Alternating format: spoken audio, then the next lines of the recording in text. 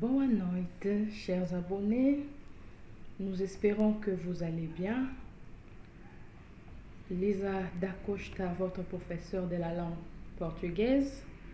Avant tout, nous tenons à présenter nos excuses pour cette interruption due à certains problèmes techniques.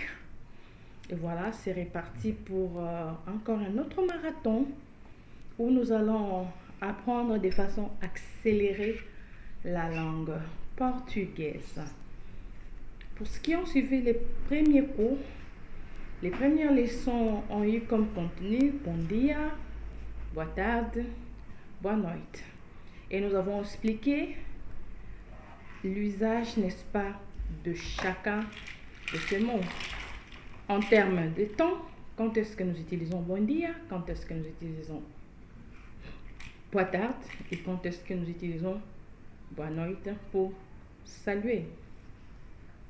La logique voudrait qu'après les bon dia, boa noite, boa tarde, la prochaine leçon soit comment allez-vous? Je vais bien, merci. Mais nous n'allons pas faire les choses de cette façon. Non. Nous allons faire les choses autrement.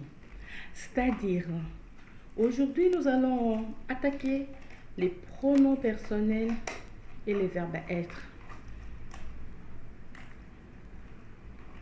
En portugais, les pronoms personnels, équivalent en français, nous avons les pronoms personnels singuliers et les pronoms personnels pluriels.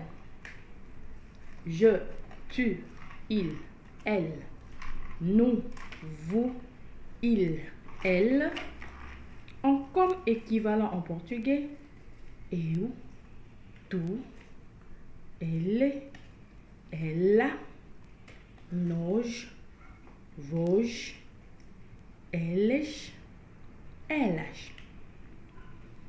Prenez votre bloc-notes, prenez votre stylo et vous allez noter.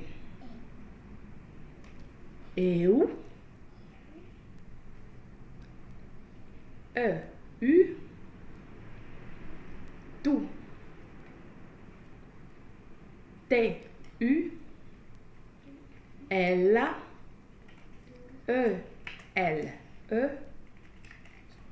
desculpa, elle, elle,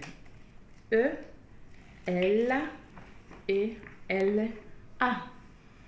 Voilà, là ce sont les pronoms personnels singuliers, l'équivalent à je, eu, tu, il,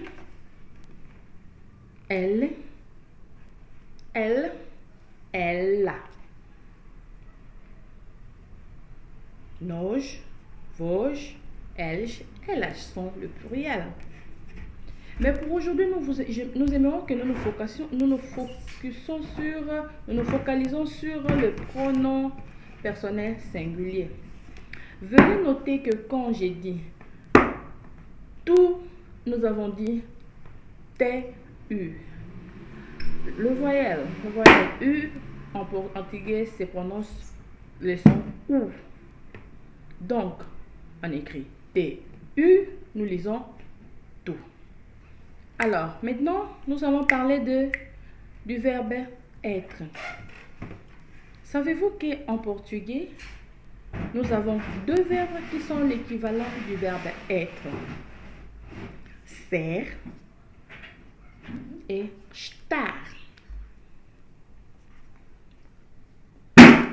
Veuillez répéter après moi. Ser,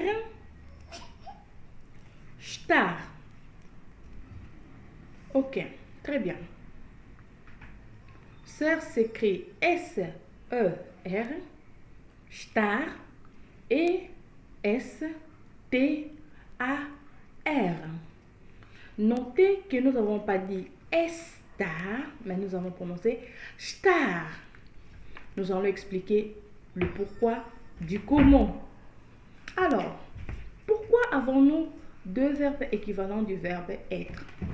Eh bien, pour le simple fait que quand le verbe être exprime l'état permanent de choses, en portugais, nous utilisons ser. Comme être femme, Du moins, sans parler de l'avancée de la science, la technologie, quand on est femme, on le sera toujours. Dans les cas de figure, nous utilisons le verbe sert. Mais quand on est triste, on n'est pas triste maintenant et être triste toute sa vie, non. Quand on est bien portant, c'est un état temporaire. Quand on est malade, par exemple, c'est un état temporaire. C'est là où intervient l'utilisation du verbe estar. Ser pour l'état permanent de choses, estar pour l'état temporaire. Ok.